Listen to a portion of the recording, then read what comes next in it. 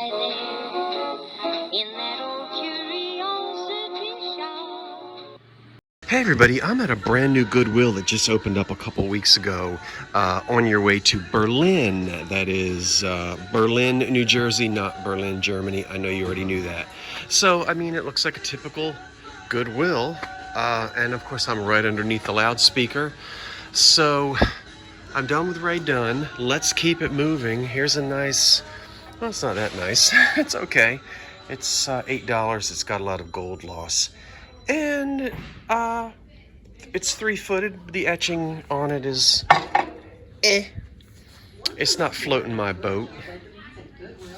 I recognize that. You see that decal on there? That's from the 30s. It's a little serving tray. Again, I'm not over the moon about it. It's missing a lot of its gold. I think I'll put that back, although it is Depression era. It's the era that you know I love. Indeed I do. I have to tell you, I almost wet my pants from a distance because from over there looking through, I thought, now you know what, I know Fryglass did not make a cake pedestal, and of course it's not. This is something contemporary. It's $6, but I love that. It looks like, aside from the ruddiness that you see in the glass, it looks just like the opalescent Fryglass from, 1910, 1915. Sorry, not quite that early. I like that thing. I'm going to have to try to find out what it is, although it doesn't have any antique value. Okay. Punch cups, just a few, random. I could murder a banana split right now, even though it's only 9:30 in the morning. Okay, let's look. Well, here's more. Look at how they tape these punch cups together. I've never seen it done like that before, but that's okay. Kind of like it. There's the EPG cake pedestal for $7. That one's not bad. Like the look of it. Yeah, but I really want something to push me over the top here in the clear glass. Great big punch bowl thing down there. Base. I saw these the last time I was here, but I'm not going to pay $9 for 5 of them.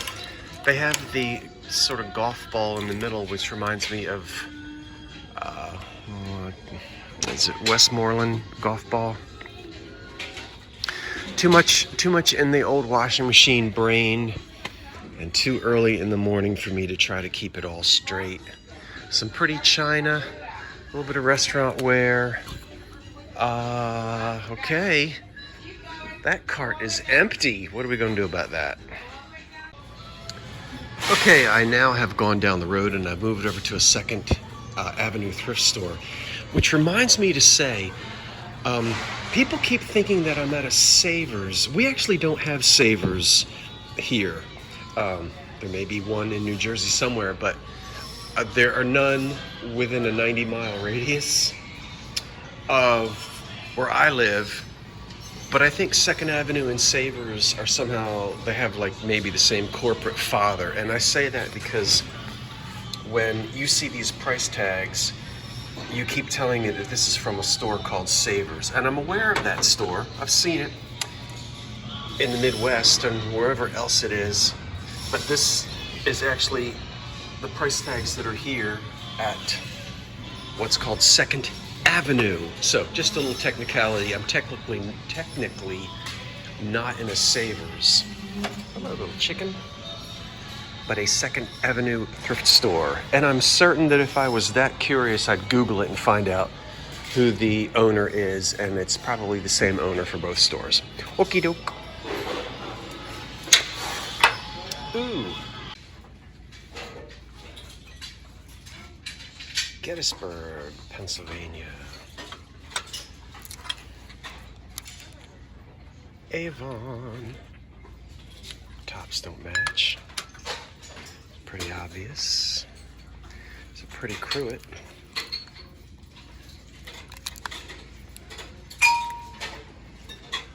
I don't believe I want to pay $9 for that. That's not old. And there's some just general anchor hocking. What are you, you pretty little thing?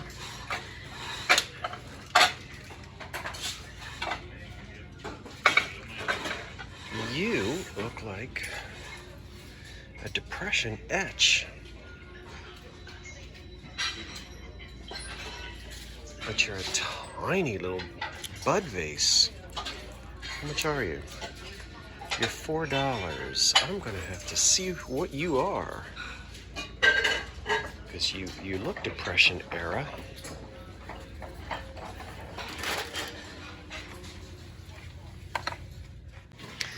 Oh my gosh. Okay, well, you can see what time it is. Yay! Just entered. And I have detached retina already. I have to show you what's in my cart. But before I do that, let me just catch my breath. Okay. Oh my word. Okay, calm down.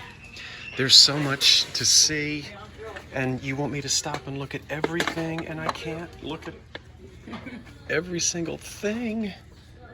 Oh my gosh, okay. Highland Park.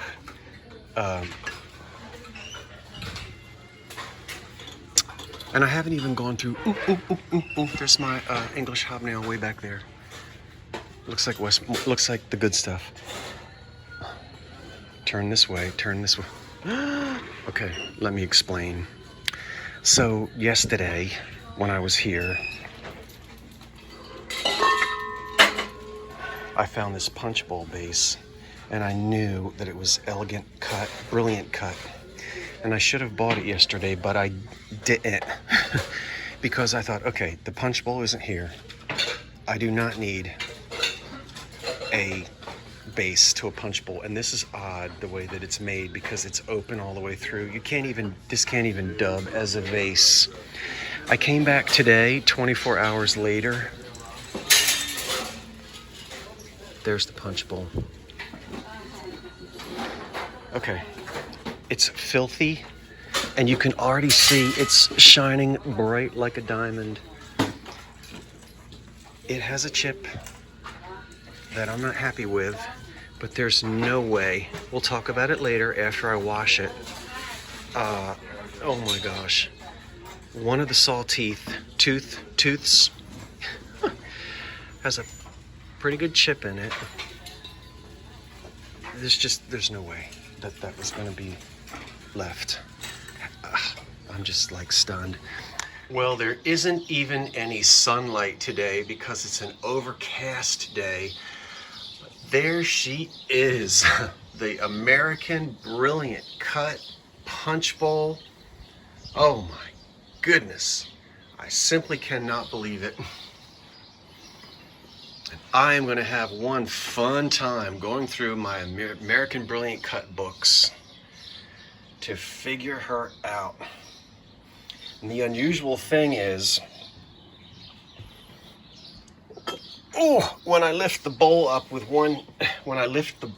you can see that punch bowl base is open on both ends, you see? So that's the reason why I didn't buy the base the first time I saw it, because I said, well, I can't even use it as a vase. Typically, they're not done like that. Now, let me come down here and show you, or try to, anyway. Maybe I'll do it over here. Ooh, golly, that weighs 1,000,000 pounds.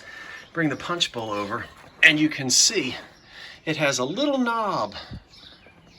See, that fits right down in.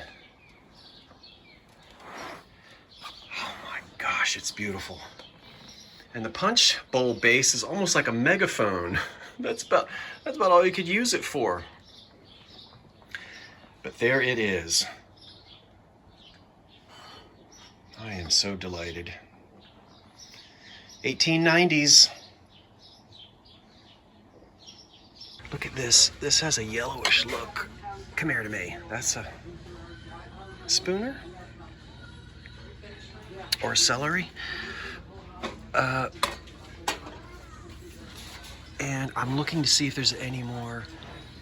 Sometimes in my experience, when I find one really good piece of American Brilliant cut, I'll find more. Because, you know, it's just donated from a family. Hello, little piggy pig. Look at the shell. Oh my word. Look at all this glass. Look at this. There's that funny, ooh, now that's got, okay, that's just got way too many chips on the bottom. This is near cut. This is pretty. It's pressed glass, not cut, not as high a value, and there's chips on that. The chips on this are going to be forgiven because it is American Brilliant cut. Wouldn't even surprise me if there was a signature on that somewhere. Okay, I have to turn the camera off and go sit down. I'll be back. Okay, thrift store. Now, we know what this is. This is all hand done. The mat has all fallen apart. This is a 1930s frame. Get in there, see it? See how 1930s that is? The frame is all falling apart, which can be repaired. You can get a new mat. But $10? Honestly? I mean, in that condition, $10 maybe if it were perfect, but I probably wouldn't even pay $10 if it were in perfect shape. Okay. Well, nothing ventured, nothing gained, but I guess somebody will come along and fall in love and save that. I'm not going to save that. Now, somebody who likes this style and wants to do some old lamp restoration, there you go. That is pretty. Ruby flashed glass, and prisms will hang from here. So you have beautiful glass prisms hanging down. I've not seen this before. These will be nice. Now, I'm not going to buy them. They have nice metal bases.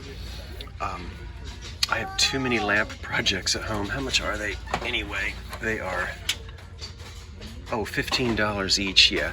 Okay, $30, but you're gonna need to sink some cash in to get all the prisms, unless you have them. And I have so many lamps at home that need prisms that I can't adopt another set of lamps. Nice. Nice. Okay. Oh my gosh. What's up? Now, who put that in my punch bowl? I did. Why? All right, this is going to be easy. This is just going to be way too easy. What am I going to pick off of this shelf? Now, you might be saying this piece here. Yeah, that's Depression era. And in fact, I sold a piece last night in amber. It was a mayonnaise set, and it had the same or very similar decal. I don't know if you can see it. That was done in the 30s. See it on there? Very similar. But I'm not going to buy that. Are they original? Of course they are. Oh my goodness. And that's just the way I want those lids. Those old beat up aluminum lids. I'll take those old beat up lids any day. Great. Starting to lose a little bit with the salt. The salt probably got used more than the pepper. Not a problem. I will steam off or use hot water to get the tape off as to not remove any more of the green, but that's the real thing, 1930s, excellent. Wow. And you want to know how much they are. They're $10, and I will pay $10. Happily.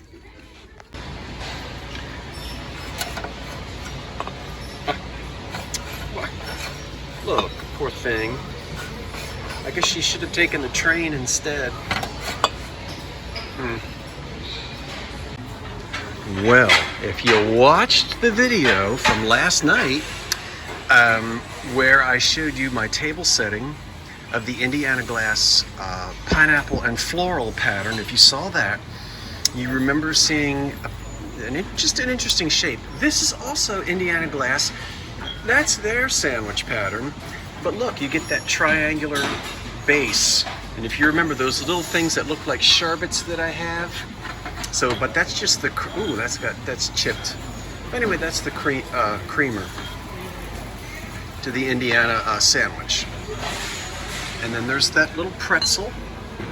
In fact, I've got, yeah, and of course there's Cube or the Jeanette, not the Fostoria, and that's Anchor Hocking's English hobnail. You can tell that by the handles and the quality of it. See, it's not fire polished.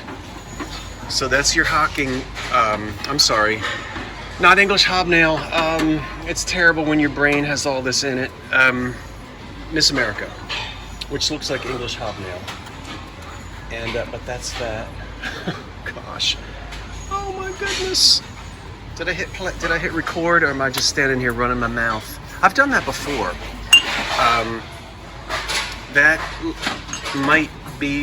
That looks like Fostoria Colonial, but it might not be. That's pretty. Okay, we're just gonna go up and down. There's a little bit of Imperial candle wick. That's an EAPG. Is that, okay. This is a nice one here, pretty common. And it's sort of like a Chippendale pattern, Tiffin. Oh gosh, there's more than one company. Look at that. They ought to know better than to put. It's even got dead bugs in it. And look at that crack. Goodwill or wherever I am, you ought to be ashamed of yourself. That's neat. That's a EAPG cold cream, but no lid. And I keep looking at these, wanting these to be pineapple and floral, and of course they're not. Okay, what else is we going to find? What's this? Pretty. $5. Nope. Nice little footed one. I shall leave it. Alright, I had to turn the camera off for a minute. Now there's a whole bunch of creams and sugars down here. That's nice. Boy, that is good crystal right there. Let's see. So many. Here's a depression pattern. Let's get that out of there. That's Fostoria chintz on the Baroque blank, or the Baroque shape. That's a little one. No, wait a minute. Hold on. I might have that confused with something else. I might. It wouldn't be the first time. And nothing up there I want. Nothing on this. Oh, there's Fenton Lotus in the crystal, in the clear. And of course we recognize old Hocking back there. You see a ton of that. All right, we'll go down. And these are nice. Look at that. Is that that looks like Innovation, maybe, by McKee. And there's the creamer and the sugar. How about that? It's a pretty little fleur-de-lis. Some more hobnail. And these are okay, but this is more like the 1960s and 70s here, and I'm not paying $15 for them, although they're pretty. I like the color, but it's a little chunky, little 70s chunky. This is a nice one. $10. Footed EAPG compote.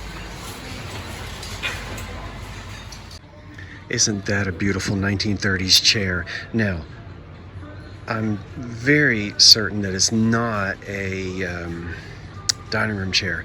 It's too low to be dining room, but it's the kind of chair they'd call an occasional chair, you know, that you'd have in the corner of a living room. It's not, the proportions aren't right for dining room, and very wide, but that's a beautiful chair, and it is mahogany. It is mahogany, and that's probably the original. Look at this is called cambric underneath, or dust cover, but cambric, that's probably the original. This looks like something that would have come from, oh, you know, well, anyway, it's $30. That's a nice chair. That is a nice 1930s chair. Like Van Sciver. Looks like something that would come from Van Sciver. A good furniture company. I think you call that a Spanish foot, isn't that right? Look at the stretchers. Look how, this is nice too. This one that comes all the way down and connects to the middle stretcher here, or the side stretchers. That's a little unusual. Old upholstery, old furniture tax. Oh my gosh.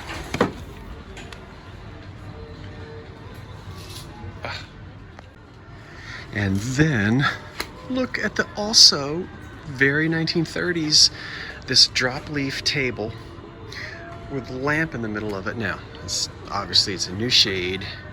They put a new socket on it. Oh my gosh, this is great. This one might be marked. Oh, I'm not seeing it while I'm down here. That's in good condition. That's $30 right there. So look, 30 and 30, $60. Let me back up because you can't see it all together. So there's the lamp and the chair. I love that. Let me come back over here again. Don't mean to make you dizzy, I probably am. Isn't that nice? And it looks like that table and that chair have been sitting together in the corner of the living room since FDR was elected. 60 bucks. But actually, I'm much more interested in these. Not. Okay, let's look at a few things, and I'll go ahead and tell you that most of these, almost everything that I'm going to show you, I sold last night in last night's live sale. But a lot of you watch the videos and aren't interested in the live sales, but you still kind of would like to see some of the things I have. Normally, I show you the things before a live sale. Didn't work out this time, but hey, maybe you'll be able to tune into a live sale again. Speaking of, hey, don't forget, this Friday night at 8 o'clock right here on this channel is the Old Curiosity Shop Home for the Holidays live sale. That's right, January the 20th, this Friday night at 8 o'clock. Little something from all the holidays I can think of. So I hope you'll be able to tune into that. I sold this candy box the other night. This has a sterling silver mark underneath. You might not be able to see it, but it says sterling under there. I love the machined pink part on the knob. I'm calling it a candy box because this is larger than a typical cigarette box, and it's also larger, a little bit larger than what would be on a vanity. But that doesn't mean that you couldn't put cigarettes in it or put it on a vanity. But the person who bought it, I think, is going to use it as a candy box. And this has to be from, by the style of it, the 1930s or the 1920s, 30s, that kind of thing. The Hazelnut salt and pepper shakers. Thrilled. They sold last night, and it was a good deal. What did they sell for last night? $27. So these are on their way to Christina. Christina, you got a good deal. 27 bucks for them. I'm thrilled. Let's move these. I didn't sell this last night, but I bought it at these thrift stores. It's a Northwood carnival glass little tiny rose bowl. That one's actually marked Northwood on the inside, way down in there. See at the end? Not all Northwood is marked, but this piece is. And this is amethyst.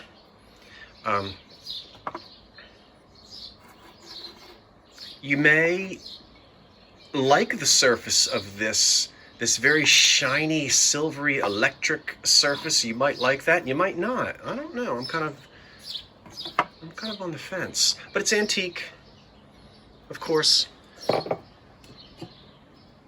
What on earth? Yeah. You know me, I don't know anything about mid-century glass Italian, but there it is. I know enough to know it's in Poli, and I sold that last night.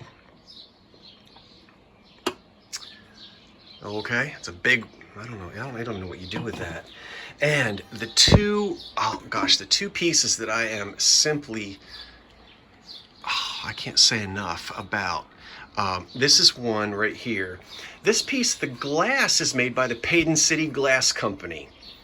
Okay, so Peyton City, and this Peyton City blue is sought after. I've done a lot of reading about the Peyton City, this particular color of blue or cobalt. The silver overlay that you see on there is not something that they did. Now, there's more than one company that did the silver overlay. In this particular case, the silver overlay that you see is done by the National Silver Depositware Company. They got glass from Cambridge. They got glass from, obviously, Peyton City. This is called the Swanson vase. It dates to the 30s. And you can, if you look here, you'll see the word sterling. You see it right there? Okay, now when you see that, a lot of people automatically think of the Silver City Company in Meridian, Connecticut. I think they marked their pieces with the word sterling. But so did the National Silver Depositware Company. They operated, that firm decorated glass. They were in New York City from 1904 until the 1970s. And of course, Peyton City couldn't do silver overlay. They didn't have such facilities, and neither did most of the glass companies. Of course, that truck is going to pull right up in front of my house. Okay, it stopped. Sorry. When you find pieces of glass that's decorated with silver, a lot of times it is what do you call it? Platinum or 22 karat white gold, and it's painted on. This is actually an overlay that another company did to the glass. This I sold last night for 220, and that's about what they sell for on online auctions. The blue being the most sought after, so that's, I love that. And then the two pieces last night that I'm going to call sleepers. You know what that means in the business, a sleeper? Well, actually, the person who bought, I think, who got these? Christina? Wait a minute. I'll tell you what these are. This is the Cream and Sugar by T.G. Hawks, right? Wait a minute. Yeah, Hawks. Okay. They started business in 1880 in Corning, New York. You have beautiful etched glass. Can you see it? I know the curtains are, again, fighting with me. And I'm not. I love fighting with those curtains. Do you like my little chippy table? I'm out here on the porch. It's very delicate applied handles. Look how pretty this glass is. Sterling silver on the bottom. This sold last night for, I think, maybe $30. Maybe, well, I can tell you, $36.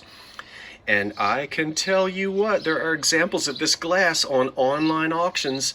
Now, it hasn't sold for that price, but you've got people asking hundreds for this. Anyway, Christina, I'm delighted that you got a great deal. The etching is beautiful. There's the Hawks mark and the sterling mark on the bottom. See, sterling and then Hawks. You can see it? They did a lot of decorating of glass. They were known for their beautiful cut work that they did. And obviously, they were also able to do these wonderful sterling mounts. Oh my gosh. And no chips on these. Antiques. Not exactly sure where they date to. Maybe around 1900 or so. Maybe not quite that old. Maybe a little bit older. But they are nice. I have no earthly idea why I'm filming at this angle, but it won't take long. Thank you for watching. What did you like? What didn't you like? Ooh, come back and see me Friday night, the 20th. That's this Friday, 8 o'clock right here on this channel. The first annual, I hope, summertime, mid-season, what am I calling it? Home for the holidays, fun time, extravaganza. We will have holiday things from just about every holiday I can think of. And I have a giveaway right now. There might be 2 giveaways. What else can I say? It'll be fun. So this Friday night at 8 o'clock, I hope you'll join me.